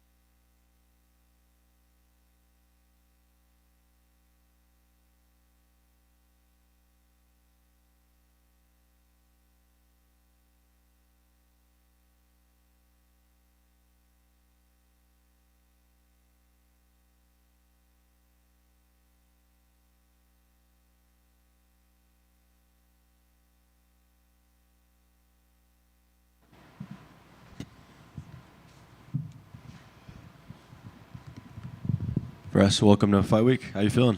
I feel good. Thank you so much. Yeah. Tom Nolan should be a fun fight. What are your thoughts on him as an opponent? What he brings to the table? He have 4 win streaks, so he's good. He's a good fighter. To have win streak in UFC is very hard, so it's good for him. But he don't have my level. Yeah. I feel like a lot of people have advocated for you to fight higher in the rankings too, including yourself. So, what do you think you need to do for that to be, kind of put aside, and obviously next one out to be someone higher up in the rankings? I think everything is about timing, and Tom deserves to fight a ranked opponent also because he have a lot of win streak. And this division is like a little bit like a lot of people have win streak, deserve to be in the top, but my time gonna come. But Saturday I'm here to make my mark. Yeah. What do you see as the biggest threat in a guy like Tom Nolan? The biggest what? Threat, like danger. What's the most dangerous Ah. part of Tom Nolan? I think he's a dangerous fighter because he have good skills in striking. He spin a lot. On this, I need to be focused on that. But my eyes will be open Saturday. Yeah, and you've been here longer than he has, so do you think your experience will play a big factor come Saturday? Yes, for sure. But sometimes you have fighter with a lot of experience, and the young guys come. But I have experience, but also I have skills, and yeah, I'm very focused. And how do you think it's going to play out? What do you think you're going to do come Saturday? Everything, MMA. Obviously, I know you don't want to look past Tom Nolan, but there's a lot of fun guys ahead of you in the rankings. Any guys stand out to you? I'm gonna win Saturday and call out some guys after. Yeah. We will see. Not revealing them yet? No. Okay, cool. I see the France jersey, the one that UFC just dropped. How excited are you for France World Cup? I'm very excited, but also I'm French and Algerian. Algerian do the World Cup also, so I'm very excited to watch. Yeah, and you're a Lyon fan, right? Yes, Lyon. Yeah. It's my city. I born there, so yes. Thoughts on Endrick leaving? What? Endrick going back to Madrid? It's good for him. Yeah. It's good for him. Awesome. Well, best of luck this weekend. Thank you, brother.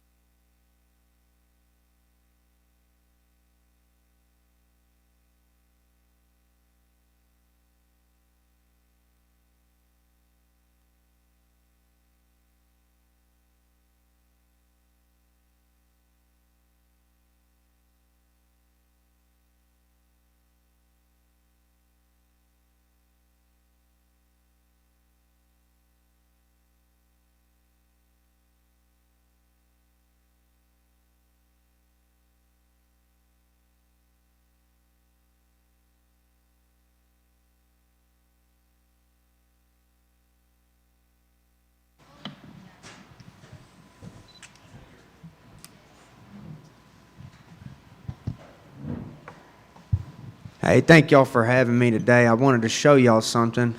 I explore abandoned mines and abandoned towns when I'm in Vegas just for fun, and I've got 3 nails right here. These are some old historic nails, hundreds of years old right here. And I find them when I'm exploring, and I brought 3 of them today because I wanted to tell y'all that at one point in human history, 3 nails held up all of our sins. There was a man who is actually a God in the flesh. His name is Jesus Christ. They took 3 nails. They spread his arms out. They put both of his hands and then overlapped his feet and nailed him to a cross. And there's where he died of a crime that he did not commit. Actually, what he was charged for was healing a man. He healed a sick man, and they killed him for that. But before they nailed him on the cross, that was the end of it. The beginning was they pressed a crown of thorns on his head. He had so much blood coming down on his face he couldn't see. There was blood all in his eyes. He was spitting out his own blood because when they press these thorns, it's just hundreds of spikes going into his skull. Then they took a whip with barbs on the end of it, and they whipped him in the back. He had no skin left on his back. When there was no skin and all of his ribs were exposed on his back, they turned him over to the front, and they did the same thing where all his ribs was exposed. And then one of the guards took a spear and lanced it into his stomach. His guts were spilling out on the ground. And by the way, he was naked when they did all of this. He was naked when they beat him. It was said from the crowd that you couldn't tell if he was a man or a woman. He was beaten so badly. His genitalia was ripped off. And before that, they put a bag on his head. They took turns punching him in the face with a bag on his head. Then, after all that was done, they said, now you have to carry this cross up this hill, and we're going to nail you to it while we're spitting on you and degrading you in every way that we can. They were calling him names and spitting on him where he's covered in blood and his guts is hanging out in front of the world. So when I found these 3 nails, I couldn't help but to think that there was a man that saved this whole world. Anyone that chooses to believe in his name, Jesus Christ, will be saved. And all of our sins were held up by 3 nails just like this. That's what God can do. He can take something like this and use it as a tool for all of humanity. He can take something little and turn it into something great. So I just wanted to share that story with y'all because for the longest time I didn't know him. And when I found out that story, I've never been the same ever since. Well, Bryce, thank you very much for sharing. Clearly it means a lot to you, so I appreciate you sharing that with us. It's a very, very own sermon from the mound up there on the stage. When you look, however, at the man you're fighting on Saturday night back on this earthly realm, how much do you know about this young, undefeated 21-year-old? How much did you know about him before they gave you this fight? I know he's a Mexican, bro, and that's all you need to know. Mexicans, they fight hard. They are fearless. He's a warrior of God. I expect nothing but a hard fight out of him.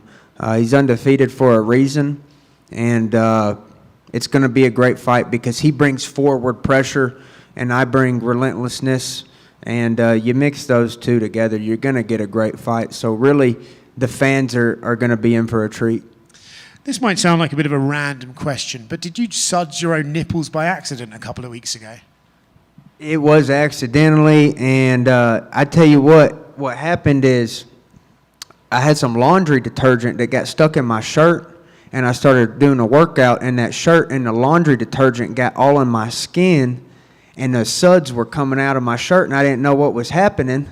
So I kept training. I was actually with TJ, and there were suds coming out, and we was laughing. At first, we thought I was sweating out all the milk that I drank, because I drank a gallon of milk. And then we were like, then it started getting bubbly and foamy, and I was like, no, bro, that's not milk. That's soap. And then by that time, we figured out it was soap. My nipples was already on fire, and it actually literally just like burnt my nipples bad, man. And so make sure, you be careful about what detergent you use because your nipples are sensitive to that type of stuff. Yeah. It's a great exfoliant, though. You're cleaning while you're training. It's unbelievable.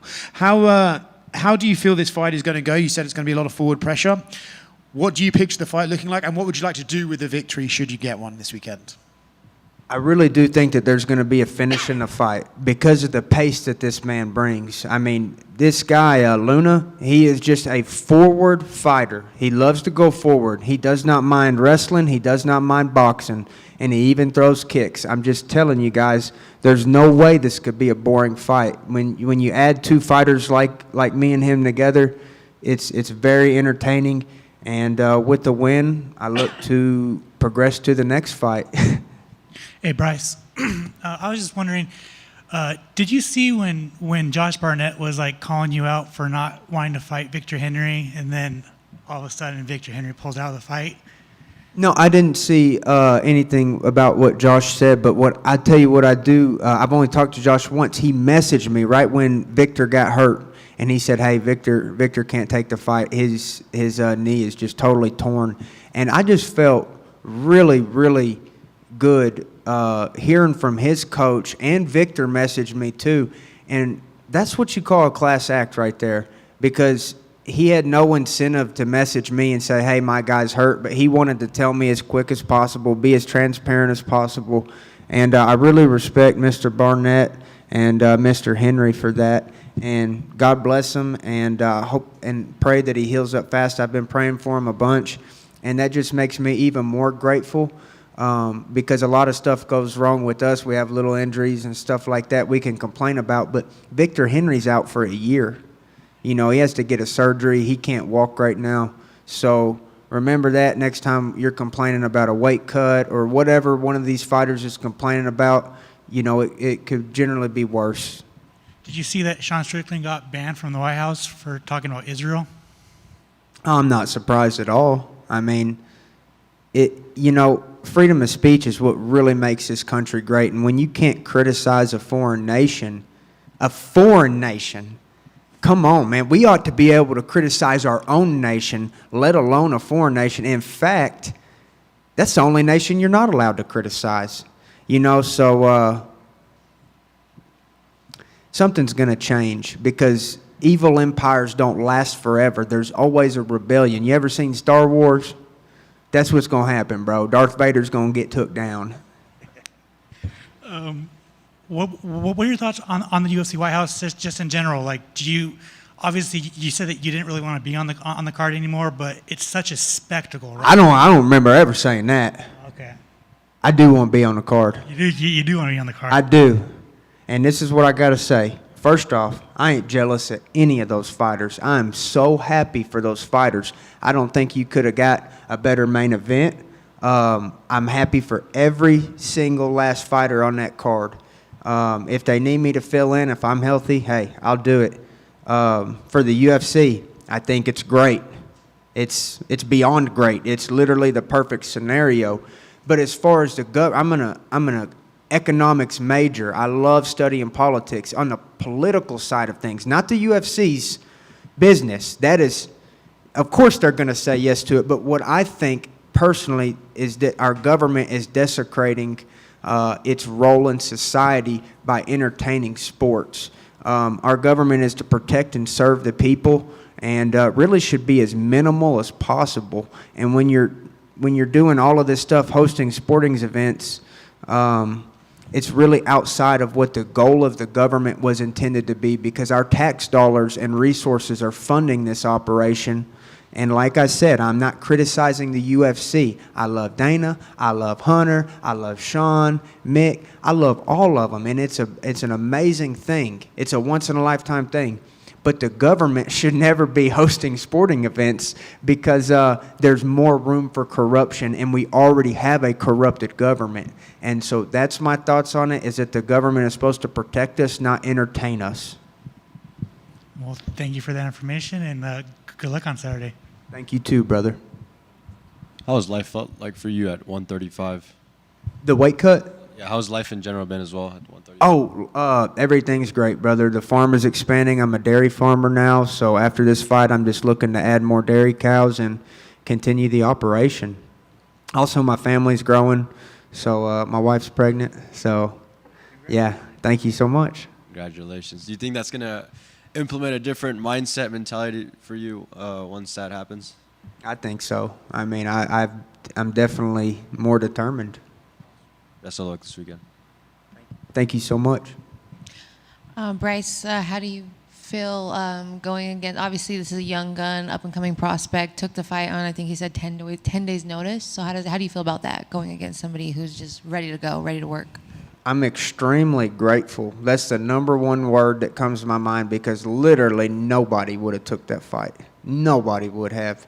And it takes a young and hungry, confident up-and-comer. And if I hated on that, then I'd be hating myself, because that's who I was when I was 21. That's who I still am. And I can't tell you how much I respect him. Mucho respeto, mi amigo. Let's go. I love that. Muy bien. How important is it for you to establish a good pace at the beginning of this fight? Because, like you said, he's coming with it all. He's going to be throwing everything. You're expecting a banger. I at least have to match his pace, you know, because if you go out there and wait for this type of guy, you're down a round. There's not going to be any waiting. He does not allow that. He comes in and starts punching and picking people up and slamming them on the ground. So if I wait, I'm getting slammed and getting hit while I'm waiting. Do you think that your experience is going to have an advantage over him, though? Because, I mean, he's only 8-0 as a professional. Yeah, my greatest experience is, my greatest strength is the experience. I really do believe that. 100%. And my last question, where do you like to go exploring when you come into Vegas? You said for all your fights, you like to go and check out. I can't tell nobody, because y'all going to take all my nails. Oh, no. Y'all going to take all my nails, and y'all going to take all my gold and silver. I got spots that y'all don't even know about. All right. Fair enough. Well, good luck on Saturday. Looking forward to seeing you compete. Well, thank you so much, and God bless all of y'all. I really appreciate y'all, and thank you for all the help over the years, man. Y'all help spread the word better than anybody, so I always appreciate that.